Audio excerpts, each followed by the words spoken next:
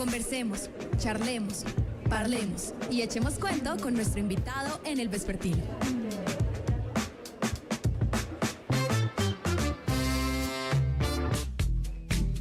Hoy se inició una actividad liderada por la Red Audiovisual y Cinematográfica de Caldas, que está apoyando también las actividades de la Mesa Municipal de Víctimas del Conflicto Armado de Manizales y la Mesa Departamental de Víctimas del Conflicto Armado, que está centrada en hablar de nuestras víctimas, de las víctimas colombianas, de recordar, conmemorar y también de dejar una voz de muchas veces esas situaciones que son silenciosas en nuestro país.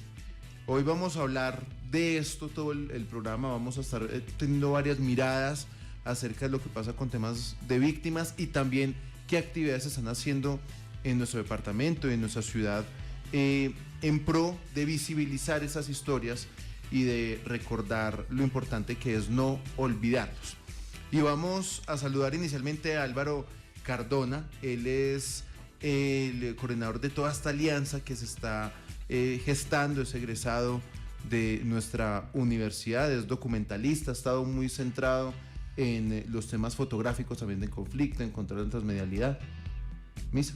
Tiene mucha experiencia, efectivamente, tiene el Premio Nacional de Fotografía Colombo Suizo, ha trabajado con el Centro de Memoria Histórica, ha trabajado con instituciones, digamos, públicas y privadas. Con la Comisión de la Verdad. Muy de cerca al conflicto, que me parece que es una mirada que es bien interesante de explorar. Álvaro, buenas tardes, bienvenido al Vespertino. Hola, ¿cómo están? Muchas gracias por la invitación y por este espacio. ¿Qué se da, Álvaro, en la conmemoración de las víctimas del conflicto armado y también de una fecha muy importante como es mañana, ¿no? Sí, mañana 29. Primero, pues, la fecha de conmemoración, de solidaridad y memoria con las víctimas del conflicto siempre ha sido el 9 de abril. Sin embargo, pues, para poder hacer una fecha o hacer una conmemoración digna de los sobrevivientes y víctimas del conflicto en Caldas, pues se dejó para el 28. En esta fecha, pues vamos a tener muchas cosas. De hecho, una de las víctimas sobrevivientes dice que nunca se había visto una conmemoración de este tipo. Vamos a tener 27 representantes, digamos, de la región, ¿cierto?, que traen sus emprendimientos y van a tenerlos en la Plaza de Bolívar para vender, pero también para mostrar el refugio. El refugio que fue... Claro, ese ejercicio de resiliencia y de volver, ¿no? Exacto. Yo tengo una amiga, Pilar Navarrete, que desaparecen a Jimmy en el Palacio de Justicia, y ella dice, como me pusieron un piano en la espalda, pero después de mucho tiempo aprendí a tocarlo. Entonces cargo el piano y cargo también la melodía, y eso van a hacer mañana, van a traer ese refugio, que significa, entonces puede venir un señor que hace panela y que en esa panela encontró su forma de resistir. Álvaro, usted, como lo decíamos ahorita en la introducción, ha estado muy cercano a lo que pasa con las víctimas, a contar sus historias, a visibilizarlos. ¿Por qué? ¿Usted cuándo toma la decisión de que esa vida profesional, que termina también siendo la vida personal, se centra en las víctimas? Pues yo creo que eso tiene que ver con la historia familiar. En mi álbum familiar, yo desde chiquito siempre busqué un rostro, sí, un rostro que nunca estaba. Ese rostro era del primer esposo de mi madre. A Gerardo lo desaparecen y lo asesinan en el Magdalena Medio Caldense. Y entonces, pues desde ahí empieza una búsqueda que más tarde, pues también tiene que ver con el reflejo de los trabajos fotográficos y audiovisuales que yo hago, que son unas apuestas que tienen que ver siempre con el rostro, con la ausencia, con traer de la ausencia ese rostro, ¿cierto? Entonces, pues, desde ahí vienen, y ya después encontrar esa historia con sobrevivientes y con más personas, ¿cierto?, que han vivido lo que mi mamá vivió. Usted, Álvaro, es comunicador social y periodista de esta universidad, tiene una maestría en documental de creación de la Escuela Internacional de Cine y Televisión en Cuba, que es una escuela muy reconocida en documentalismo de América Latina y del mundo. ¿qué genera, qué da a un público, a alguien que ve un documental, un reportaje gráfico basado en víctimas, en ese ejercicio de exposición que usted lleva tantos años? ¿Qué es lo que le da al público? Pues yo creo que a partir de tener una historia íntima tan fuerte, cada reportaje, cada historia, cada trabajo fotográfico, cada cortometraje, pues genera lo mismo. Es una sensibilidad y un paso de esa empatía, pues que nos falta tanto como colombianos, ¿cierto? Y digamos que esos trabajos, esas historias, pues rompen algo que es como un cerco mediático que tenemos en Colombia en torno a estas historias de dolor, ¿cierto? Cuando tú vas por la calle y se te acerca una víctima, tú no quiero saber nada de violencia, ¿cierto? Y creo que lo que hacen todos estos trabajos es tener un tiempo para la tristeza, ¿cierto? Aludiendo pues como al documental de Nunca hubo tiempo para la tristeza del Centro Nacional de Memoria Histórica. Y es verdad, nunca como sociedad hemos tenido tiempo para llorar como sociedad. Y para porque hemos estado también de tragedia en tragedia. Exacto, día tras día, hora tras hora, una tragedia va reemplazando la otra. Y en ese sentido hay una amnesia también muy compleja. Y pues todos estos trabajos es para recordarnos que hay que tener esos espacios. Álvaro, usted ha trabajado en el Catatumbo y en Buenaventura, que son dos regiones muy golpeadas por el conflicto. Cuéntenos un poco acerca de esas experiencias que tuvo en estas regiones y cómo se llega a transformar lo que usted ve y oye en fotografías, en cosas audiovisuales. Pues, estas dos zonas son supremamente emblemáticas, son tanto por las personas tan bellas que hay adentro, también por la riqueza natural que existe allí, ¿cierto? Y digamos que trabajar en estos espacios, pues me han generado, digamos, una comprensión amplia de lo que es el conflicto y el país, ¿cierto? Si tú te vas para el Catatumbo, tienes 7 grupos armados, tienes narcotráfico, todo se divide en todo, la montaña, la carretera, el río, ¿cierto? Ahora hay un grupo más que está acabando, digamos, con otro grupo, ¿cierto? O sea, es como una transformación del territorio y entender, digamos, como todo eso hace que ese cerco mediático del que hablamos, pues yo lo rompa constantemente. Saber y entender para poder hacérselo entender a los demás, ¿cierto? ¿A través de qué? A través de la emoción, ¿sí? A través de esa emoción para después decirles es que hay personas que están sufriendo igual que pues, que por circunstancias ustedes no nacieron allá, pero pudieron ser ustedes, ¿cierto? Entonces, y en Buenaventura es un conflicto muy complejo en términos de tierra, ¿cierto? Porque el puerto de Buenaventura necesita tierra y la tierra la tienen los habitantes de Buenaventura. El caso, digamos, de los 12 de Buenaventura, de Punta del Este, que es un barrio de allá, ¿cierto? Pues el puerto necesitaba tierra y un día invitan a 12 muchachos a jugar fútbol y el que gana el partido, pues se ganan 200.000 pesos, ¿sí? Pues todos los muchachos se fueron, los desaparecieron, los desmembraron, bueno, un montón de cosas, pero al otro día, pues la comunidad sale de ese barrio y el puerto ya estaba entrando. Entonces necesitaba esa tierra para eso. Entonces es muy complejo el conflicto en Colombia y en ese sentido, pues creo que a través de un trabajo independiente, sensible, pues se puede llegar a transmitir lo que somos como país. Álvaro ha estado, digamos, pues en Bogotá, estuvo mucho tiempo fuera de Manizales y ahora vuelve. ¿Cómo es volver a la ciudad? ¿Cómo ve?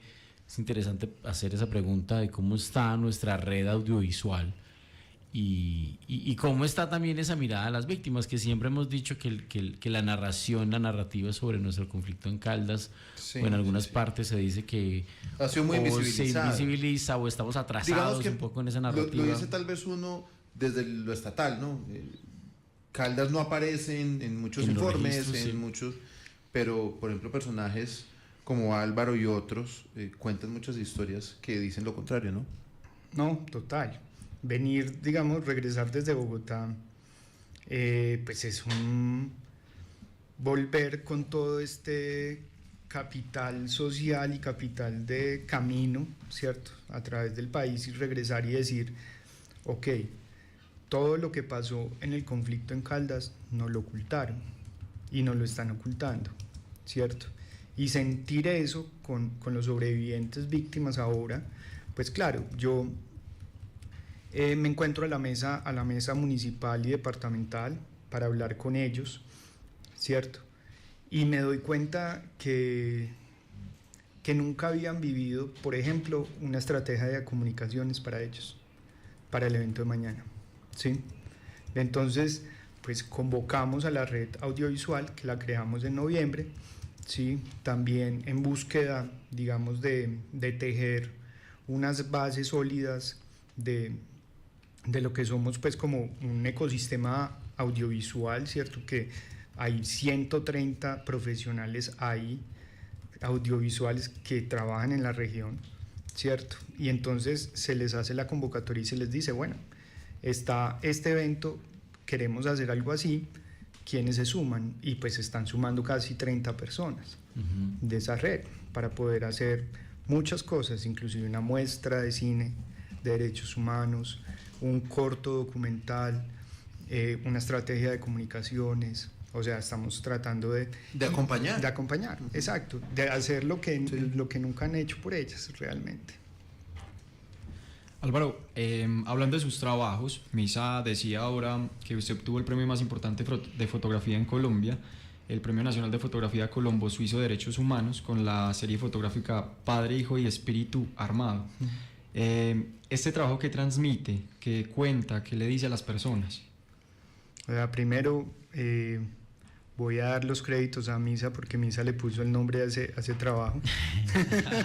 Sí, Sí. le tocó parte del premio a Misa entonces. Pues ojalá. Están esperando.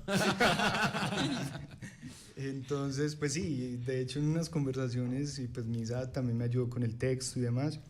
Entonces yo tenía primero ese nombre Padre, Hijo, Espíritu Santo, ¿cierto? Pues, o Amado, ¿cierto?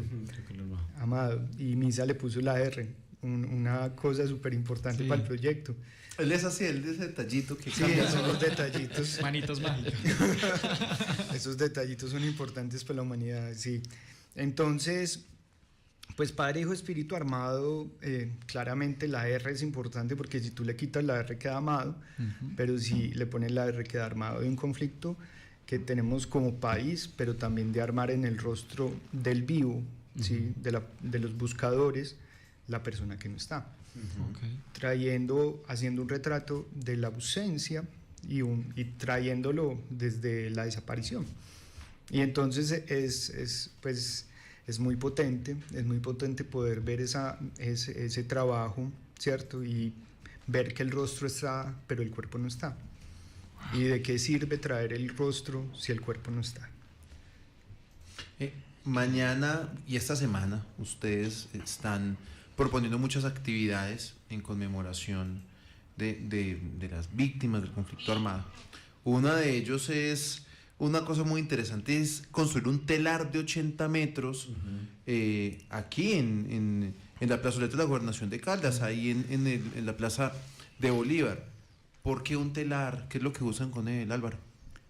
Pues esa fue una de las propuestas de la mesa departamental y municipal.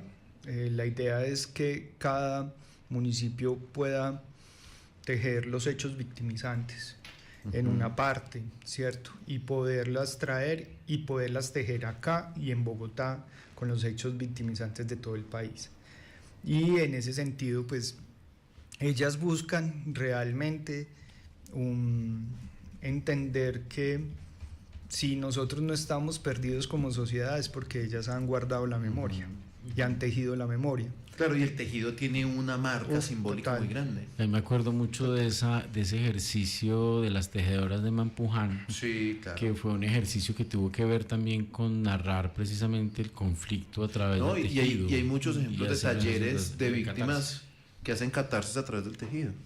Total, en el Centro de Memoria, Paz y Reconciliación, Virgelina Chará, una sobreviviente víctima tremenda, pues se dedicó casi 3 años para poder tejer todo ese edificio que es inmenso. Y lo tejieron, y en medio, pues el tejido, claro, el hecho noticioso es el tejido de toda esa estructura que es una cosa inmensa, pero es en esos 3 años que pasó Claro. con 3 las otras años, víctimas, sí. sí, tejiendo. Entonces yo creo que esa apuesta también es la que quieren hacer ambas mesas.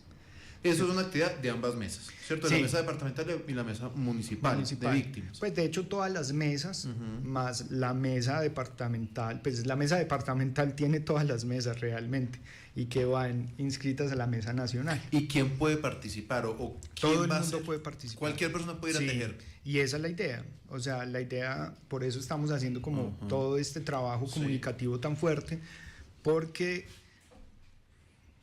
la información no se puede quedar adentro, y menos este tipo de información.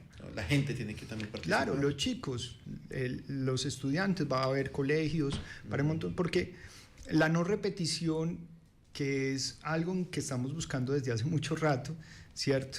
Pues no nos corresponde a los que estamos adentro, ¿sí? Porque nosotros ya estamos sensibilizados y ya sabemos que no, pues, qué significa el conflicto armado. Pero un chico que está pasando en estos momentos en un barrio acá en Manizales le ofrecen una moto y $1.000.000 y vaya extorsione. Y eso va sumando otras cosas y esa persona puede terminar configurando el conflicto Claro. armado. Haciendo parte, Exacto, incluso sin pensarlo. total. Y si no conoce lo que ellas han vivido y lo que ha pasado, pues entonces, ¿a quiénes les estamos hablando? Entonces, por eso es tan importante que todo el mundo, todos los jóvenes vayan. Mañana arranca este gran tejido, telar colectivo por la memoria, lo llaman desde las 9 de la mañana en la plazoleta de la Gobernación de Caldas y va a estar toda la semana. No. ¿Hasta cuándo va? Es mañana el evento. Solo mañana. Solo mañana. Pues, o sea, se va a planear, se va a construir una parte de ese telar. Ok, y luego se termina Y luego se termina, exacto. con las víctimas. Sí.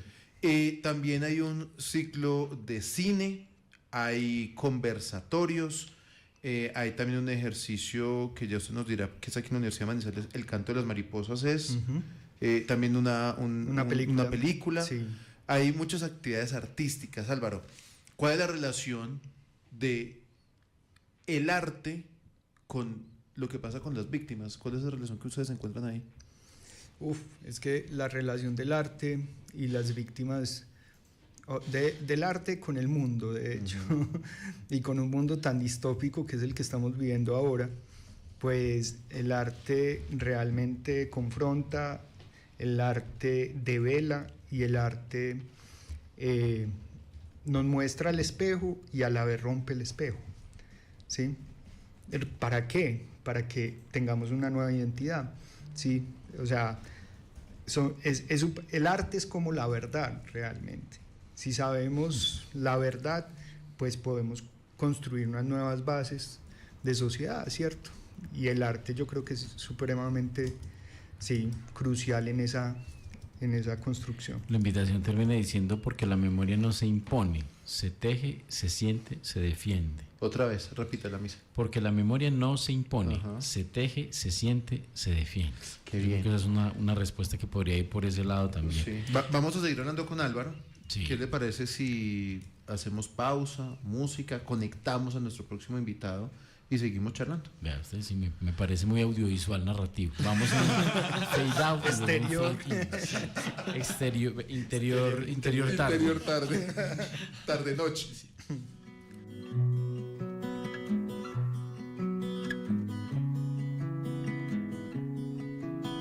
Tengo tu voz, tengo tu tos, oigo tu canto en el mío.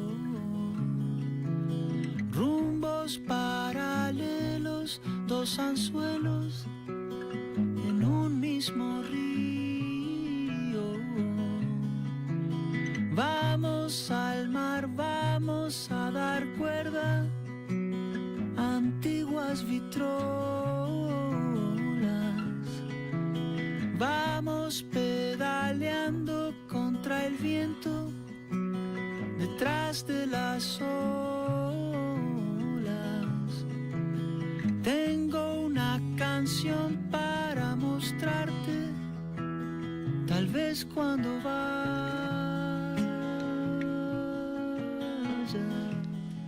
Mi Isa está hoy, pasamos de System of a Down, heavy metal, algo de new metal, a una cosa que quisiera yo abrazarle a usted. Qué bonita esta canción que estamos escuchando.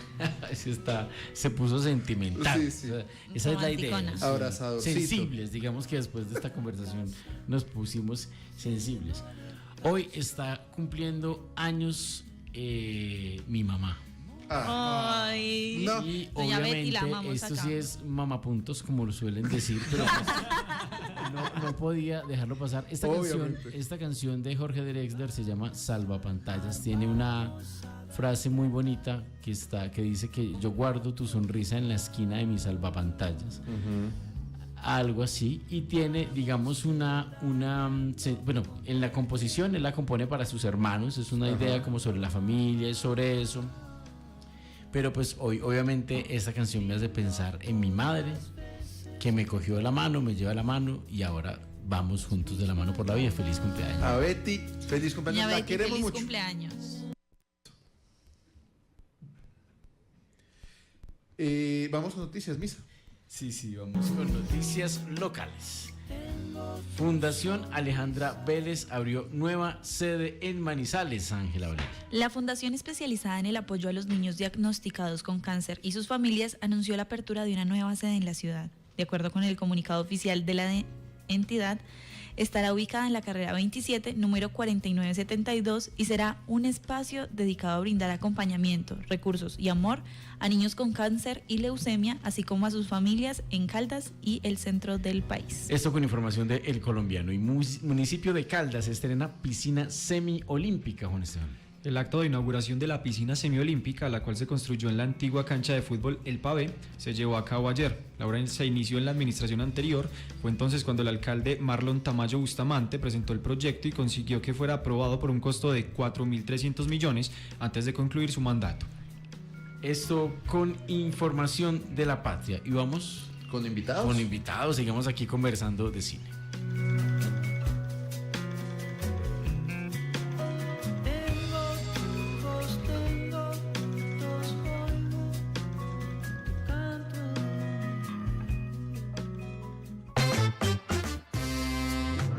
Conversemos, charlemos, parlemos y echemos cuento con nuestro invitado en el vespertino.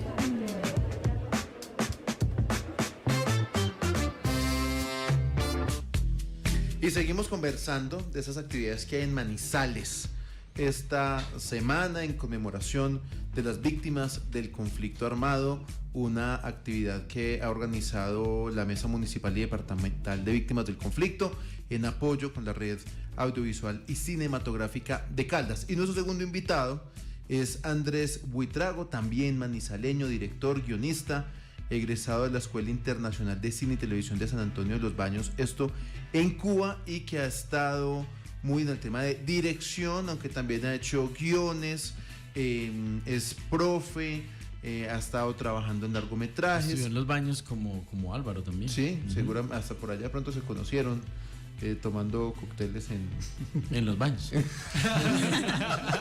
Andrés Buitrago, bienvenido al Vespertino. Hola, muy buenas tardes. Qué gusto saludarlos ahora desde Bogotá, pero ya mañana un poquito más cerquita de ustedes, allá en Manizales. Bueno, qué bueno que va a estar aquí en la ciudad en esta actividad que estamos también diciéndole a todas las personas de la ciudad: vayan al tejido, vayan a ver las películas, los cortometrajes, a los conservatorios, a los conversatorios. Y Andrés viene con Que el cielo nos perdone, ¿cierto?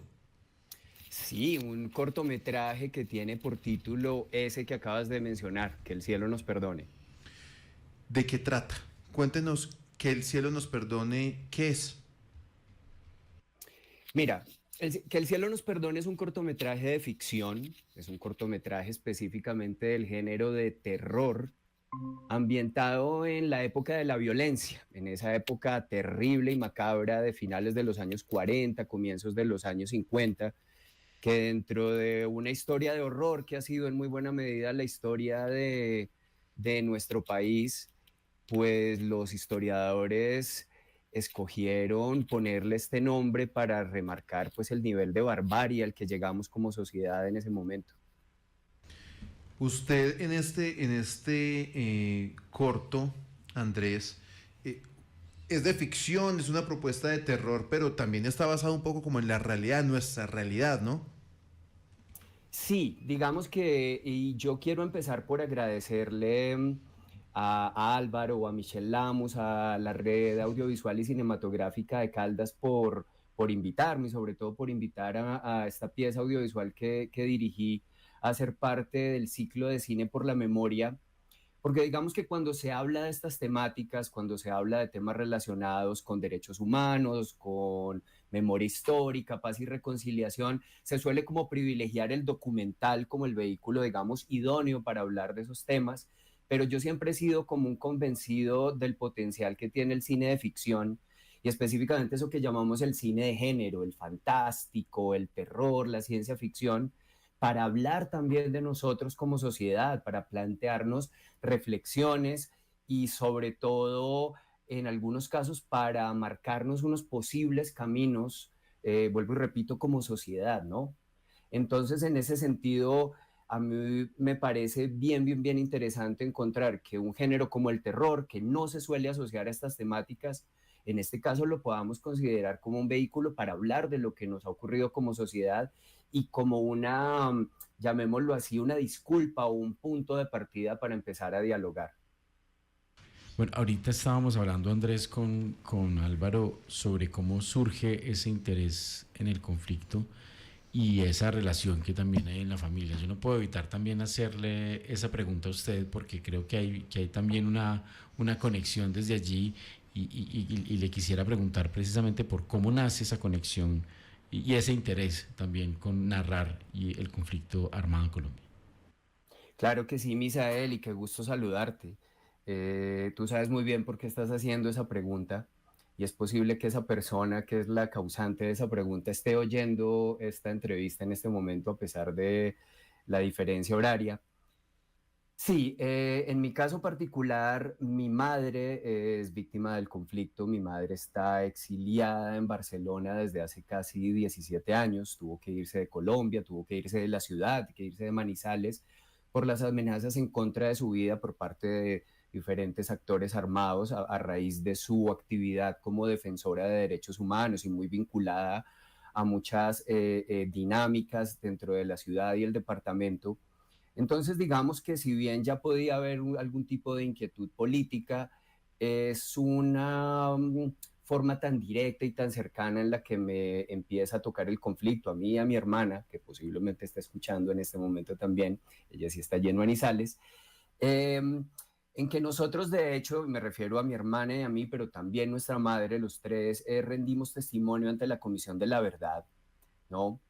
Y ese siento que fue un primer momento, específicamente en mi caso, de abrirse la puerta a la posibilidad de reconocerme también como una víctima, ¿no? No solo las personas que se han tenido que ir forzosamente al exilio se constituyen como víctimas, sino también nosotros, sus familias, quienes nos hemos quedado a partir de un concepto o un neologismo que se acuña hace relativamente poco tiempo, que es el del incilio, ¿no? Esas afectaciones que el exilio genera en las personas, familiares, en los seres queridos de quienes se han tenido que ir al exilio.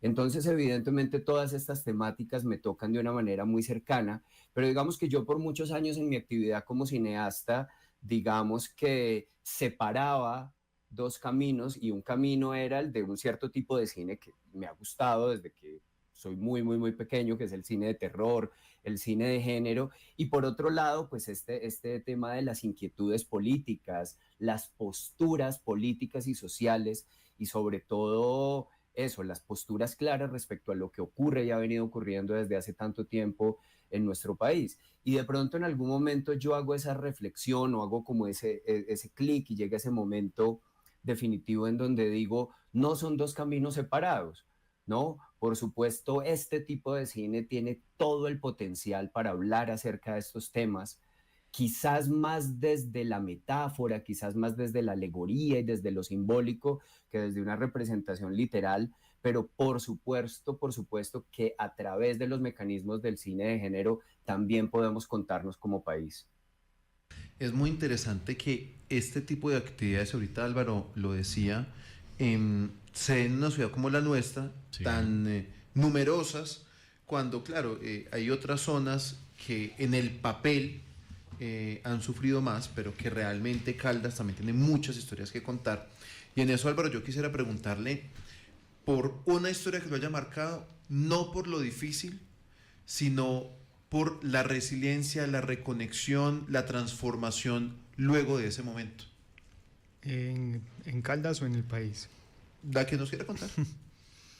Hay una historia en el Catatumbo, por ejemplo, creo que se llamaba Don Raúl. Don Raúl, en medio de la arremetida paramilitar, que como ustedes sabrán, fueron 200 paramilitares que recolectaron en todo el país, en medio también de una complicidad con los militares, entraron al Catatumbo y en cada puerta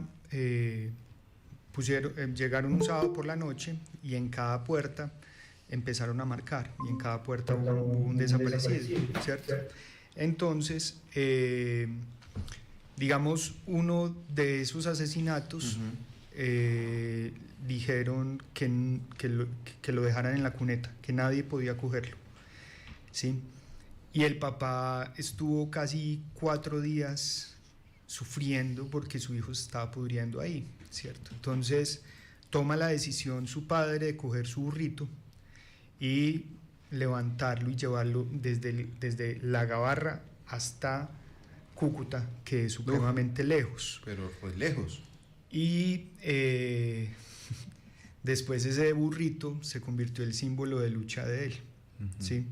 Porque no lo mataron, ¿sí? Pudo llegar con su hijo y pudo darle una sepultura, que a la final es lo que todas las familias que tienen una persona desaparecida quieren hacer. O sea, no lograron desaparecer a su hijo, y en ese sentido el burrito para él fue como el símbolo de la fuerza que él tiene, que tuvo, porque ya murió.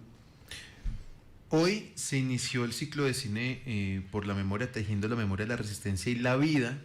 Hoy inició mañana a eso de las... me perdí aquí, espere. Mañana a las 4 de la tarde va a haber un conversatorio con Andrés Buitrago y Federico Zapata en la sala Rafael Uribe Uribe en la gobernación de Caldas. 4 de la tarde, actividad abierta al público para hablar de Que el cielo nos perdone, que es el corto de Andrés, y también un llamado a la vida, que es de la Mesa Municipal de Víctimas del Conflicto y de la Red Audiovisual y Cinematográfica de Caldas.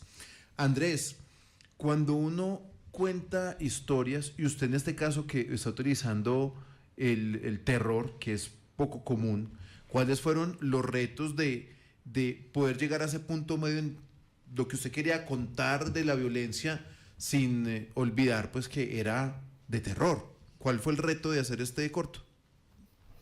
Pues precisamente ese, ¿no? Digamos que cuando nos metemos con estos temas y sobre todo las personas que tenemos una intención política detrás del cine que hacemos, es bien importante, creo yo, como saber dosificar esa necesidad de hablar de esos temas relevantes que queremos tocar, pero sin olvidar que el cine, y esto es una palabra que para muchos críticos, inclusive para muchos de mis colegas, es una palabra que es casi tabú, pero yo no tengo ningún problema al respecto, y recordar que el cine es entretenimiento también, ¿no? Que es arte, es entretenimiento y tiene todo el potencial también para sostener un discurso político y social. Entonces, digamos que a la hora de de dirigir, pues, y con todo el equipo con el que hicimos este cortometraje, siempre como esa certeza de lo principal es que funcione como una película, que funcione como una película de género, que mueva todos los resortes que se supone que una película de terror debe mover, y en todo caso ese contenido y ese contexto político que yo busco darle opera como subtexto, está ahí. Espera uno que el público que lo aprecie logre encontrar de una manera más o menos obvia, más o menos explícita, según cada cual, pues cada espectador se enfrente a la pieza, pero que logre encontrar esas ideas, pero principalmente y por encima de todo, que se entretenga e idealmente en este caso que se asuste. El tema, digamos, atraviesa una propuesta en contraposición, ¿cierto? Álvaro, un poco tal vez más desde lo no ficcional, desde una movida más de lo documental. Periodístico también, ¿no? Y Andrés desde una intención de la ficción, que finalmente es como la apuesta que se da desde allí. Los dos han hablado de generar cosas. La pregunta, Andrés, digamos, en su caso, y esto es bien interesante por ese doble juego del que estamos hablando, ¿qué quisiera usted generar en un espectador que cuando termina, digamos, el corto? ¿Cuál quisiera usted como que fuera esa reacción en ese momento del espectador? Bien interesante eso que mencionas, porque se vincula mucho a la pregunta anterior y a la respuesta que les daba. Y yo siento que la gente, o lo que busco yo de verdad por parte de los espectadores, es que salgan con la sensación de que les contaron una buena historia. Eso en el terreno más básico, más elemental y más literal, digámoslo así. Pero luego está esa noción como del saborcito de boca que queda, ¿no? Y esa es una intención muy profunda también. Si los cineastas de alguna forma nos podemos asemejar a los chefs en cuanto a los ingredientes que tenemos que manejar para construir una pieza, llámese una película o un plato, hay sabores que son absolutamente evidentes y luego hay saborcitos, hay especias que quedan allí que son lo que generan ese regusto, como dicen los españoles, ese sabor de boca que queda a posteriori, y en este caso tiene que ver con lo que les mencionaba hace un momento. Si ese regustito, si el sabor de boca que queda es, a mí me estaban queriendo hablar de algo más acá, y hay una reflexión más de fondo acerca de lo que ha sido el conflicto armado a lo largo de la historia de este país, pero sobre todo una reflexión en cuanto al nivel de polarización que tiene nuestra sociedad, la sociedad colombiana en este momento, así no sea una reflexión que surja de inmediato, así no sea, a mí no me gusta hablar de mensajes, pero así no sea, digamos, como el componente más obvio que le llegue a los espectadores. Si un rato después, un par de horas después, o en medio de la noche, uno de los espectadores se despierta de pronto diciendo, yo creo que a mí en el fondo me querían hablar era de esto, y genera reflexiones, y esas reflexiones evidentemente pueden llegar a generar cambio en nuestro país, creo que ese es el principal propósito que hay. Pero por encima de cualquier cosa, y como contadores de historias, que la gente salga de una sala de cine diciendo, me contaron una buena historia. Conmovidos, yo creo que esa es una palabra que siempre me ha parecido a mí puente interesante en el arte, de que el arte nos conmocione y de alguna manera esa conmoción seguramente incluye esa sensación, ese gustico del que habla Andrés, que nos queda incomodando y ojalá nos quede incomodando un poco siempre, que no nos quedemos conformes frente a esas historias. Queda uno, Misa, con la sensación de que todavía hay muchas historias que no hemos contado, que no nos hemos contado, que no hemos querido contarnos, que no hemos querido ver. Y en ese sentido, este tipo de ejercicios que une las mesas de víctimas, la red cinematográfica audiovisual, también es ese ejercicio de juntarse para hacer, ¿cierto? Es que es muy coherente, ¿cierto? Pensar, ahorita que estamos hablando y que hablaban de las organizaciones que intervienen, uno dice, claro, sí, es lógico que se unan. Porque no está tan aparte lo uno de lo otro, y también en esas sensaciones de las que estamos conversando. Otra de las actividades que hay es la presentación de la película El canto de las mariposas, película peruana, Álvaro, ¿no? Sí, es una película peruana que habla o que nos cuenta acerca de esas memorias o esos ecos que tiene un acto de violencia que fue las caucherías en el Amazonas, ¿cierto? Y que un nieto de una abuela que sufrió todo eso escucha ese canto a través de la pintura.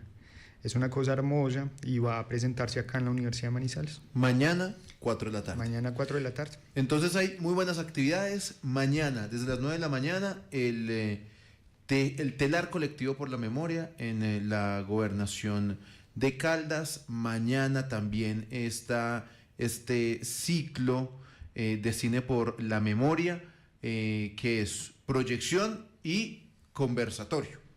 Inician con Que el cielo nos perdone, de Andrés Buitrago, también un llamado a la vida, y luego una conversación que seguramente va a estar muy interesante, que modera Federico Zapata. Mañana 4 de la tarde en la sala Rafael Uribe Uribe de la Gobernación de Caldas. Y mañana también aquí en la Universidad de Manizales, el canto de las mariposas. Pues a Álvaro Cardona, muchas gracias por estar con nosotros, por acompañarnos aquí en el Vespertino, por también hacer este esfuerzo. Imagina uno que no ha sido fácil, que no ha habido mucha plata, que no ha habido mucho apoyo, pero que al final logran un ejercicio que es muy interesante. Así que Álvaro, gracias por estar con nosotros. Muchas gracias. Gracias a ustedes por este espacio. Y Andrés, bueno, que tenga muy buen regreso a Manizales en su periplo y que le vaya también muy bien en la presentación del corto y en la conversación que tienen y en todas esas actividades que son muy necesarias y que aquí en el Vespertino siempre nos gusta visibilizar. Siempre un placer regresar a mi ciudad, a ver a los amigos, a ver a mi familia, y en este caso con mayor razón, con esta disculpa insuperable de poderles compartir pues esta parte de mi obra cinematográfica, y como mencionaban hace un momento, esa posibilidad de descubrirnos a partir de estas historias, que no nos han contado, y sobre todo eso, abrir nuestra mente a la posibilidad de contarnos como país desde todos los lugares, desde todas las estéticas, desde todos los géneros y todas las perspectivas posibles. Y también hay que agradecerle a Michelle Lamus, nuestra egresada, muy querida Mich, que ha estado también ahí moviéndose fuertemente con esta actividad. Y bueno, muchas gracias. Vámonos con música, don Max, que ya se nos acabó Colgamos la hora. la emisora. Colgamos la emisora.